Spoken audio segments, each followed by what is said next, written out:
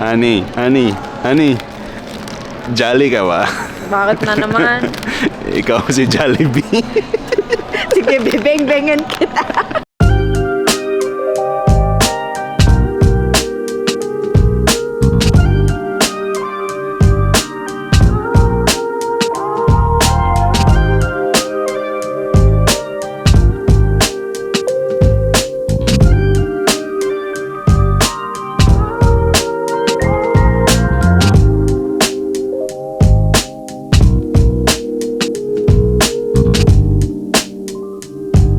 So, what's up guys? Nandito kami sa Seafood City ngayon at And there's crabs! ngayon kakain muna tayo kasi kung hindi tayo kakain mapapadami yung pagbili natin kasi pag gutom ka hindi ka pwedeng mag-grocery kasi kukunin mo lahat kaya kakain muna tayo ngayon dito. Well, you're cool too, Mr. Crab,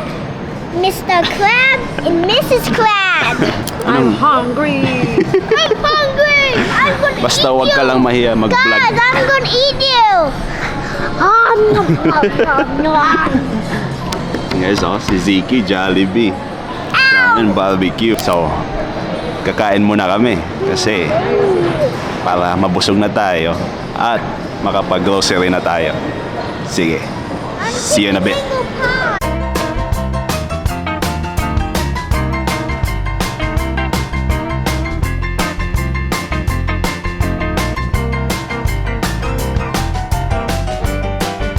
Are you done eating? Yeah, can I Are you full? record it? Are you I full? wanna record Are you it. full? Yeah, I'll record Wait. it. This is what happened when we're done eating. Taga-ubos. The last one to finish. Nakaubos guys ng leftovers. Busog ka pa ba? No, yeah, phobos. No, yeah, phobos. I don't like Sige, yeah, yung phobos. busog. Yeah, busog.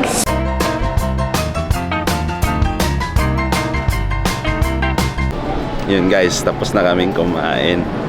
Tapos ngayon, mag-grocery na kami dito kasi minsan lang kami makapunta sa lugar na to. Yun o.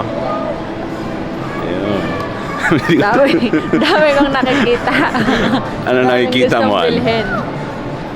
Yun, nandito ang mga gulay na sa Pilipinas. May kalamansi. Walang makikita. Oh, may kalamansi daw.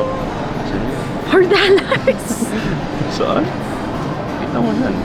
$4 yung kalamansi, guys. Parang 500 pesos dyan sa Pilipinas. Eh, hindi tumutubo dito eh, kaya wala tayong choice. So, mag-iikot-ikot lang tayo dito. Tingnan natin if may mahanap tayong pagkain na wala doon sa amin. Sa malapit na store doon sa amin. At dito lang makikita sa Seafood City. Honey. Ano ba yung Seafood City? City? Syudad ng mga seafoods. Syudad ng mga seafoods. Ano yung sea? So, ewan ko lang kung bakit pinangalanan nilang seafood. Seafood City itong lugar na to. Dagat na yung sea. Pilipino naman na ano eh. Ziki, why is it called Seafood City? Oh, Because there's because seafood. so dito sa Seafood City guys, maraming selection ng hotdog dito, hotdogs. Hindi nahanap yun sa mga Walmart eh. Kasi sa Walmart yung hotdog nila brown ang kulay. Wala tayong, gusto natin yung pula ang kulay eh.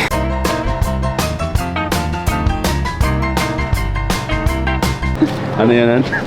Rambutan frozen. Frozen na rambutan. Santol. Ano Frozen. na kagad yan? Ice cream na kagad. Atis. Ready for ice cream na. Guys, meron tayong mga ganon dito, pero naka-frozen na siya. Tapos Yon, frozen durian. Wait. Frozen. Ito po. What? So alam nyo ba guys, dito may pinakamalaking kawali. Kawali ba? May pinakamalaking kawali dito. Mas malaki pa sa ulo ko. Ayun, oh. Ito, papakita ko sa inyo, ha. Ayan, ayan. Ayan.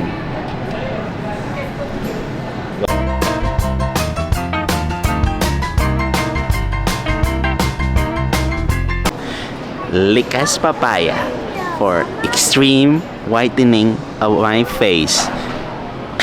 Likas papaya po. Honey, naalala mo pa ba yung college, yung high school? Kaya mo ng Eskinol. Eskinol lang katapat sa mga acne ko dati. Ngayon, hindi ko na ginagamit pero nakakamiss yung Eskinol. Lagay mo siya sa ano, yung, anong tawag doon? Cotton. Cotton. Sa cotton buds. Cotton balls. Cotton balls. Tapos ipahid mo sa mukha. Yun, nakukuha na yung dumi sa mukha mo. Yun, nakakamiss yung panahon na yun. Thank you, Eskinol. Nakalaos ako sa teenage years ko. Remember?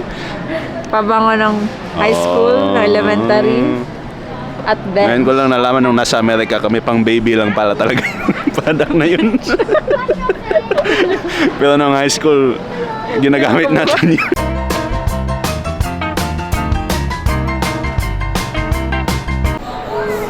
So, life hack guys, ha. Kung sa mga nagluluto dyan, ito yung malaki, di ba? Party pack to na spaghetti, ano. Ito naman tipid pack para sa isang ano lang, isang kainan lang siya. Ang liit. Ayun, oh. Ang liliit. So pag mag-isa ka lang, pag solo ka lang, wala kang pamilya, ito ang bibilhin mo. Yung maliliit. Kung nagmamahal sa'yo, ito lang bilhin mo. Yung tipid pack. Huwag kang bumili ng ganito kalaki.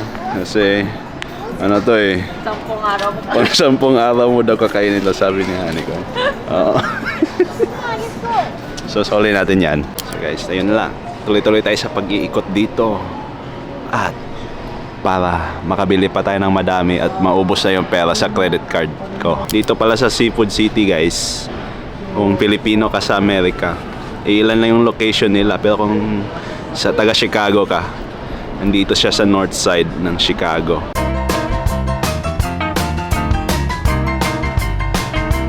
Honey, otap ka ba? Bakit? Pag nakikita kita, parang I'm on top of the world.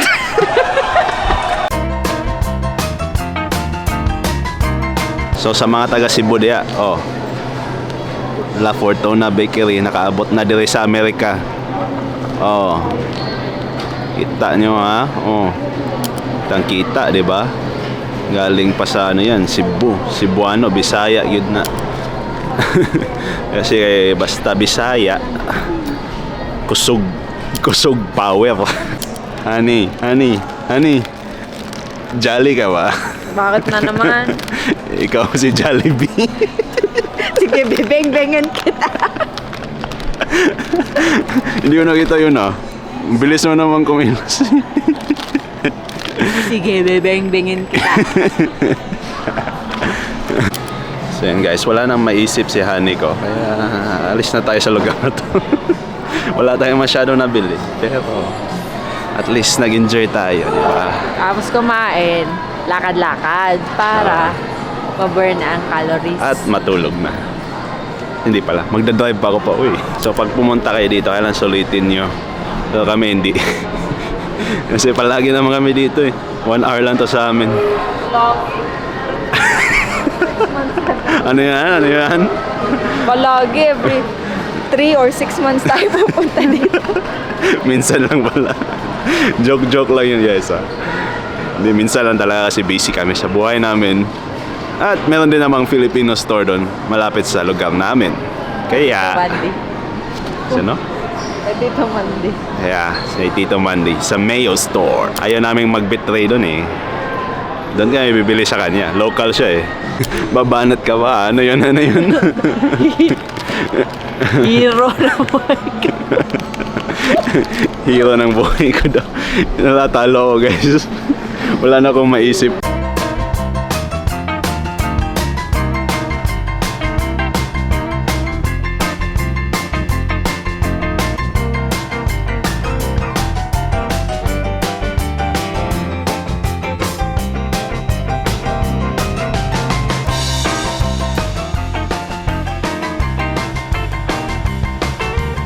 So, uwi na kami guys kasi tapos na.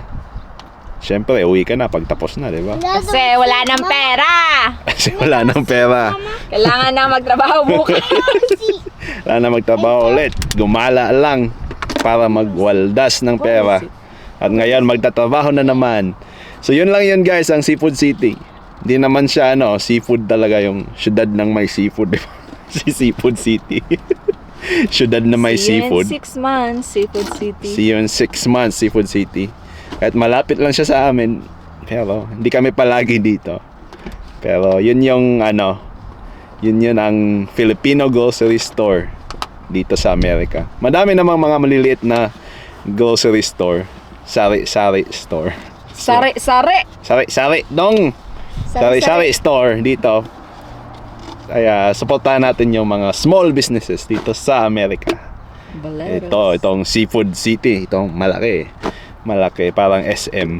SM ba? Boleros, 20% off. 20% off? Oo nga pala, yung Valeros Bake Shop. Under Meron new silang- management. Oo, under new management sila. Kaya 20% off sila. Indefinitely. Ewan ko kung anong meaning or ibig sabihin ng indefinitely. So, I know for sure, matagal-tagal pa yung 20% off na yun. So kaya, punta na kayo dito sa Seafood City, kung saan madaming Filipino stuff. Ziki, what can you say? What can you say? I'm eating lemon. And don't forget to comment, share, like, and subscribe.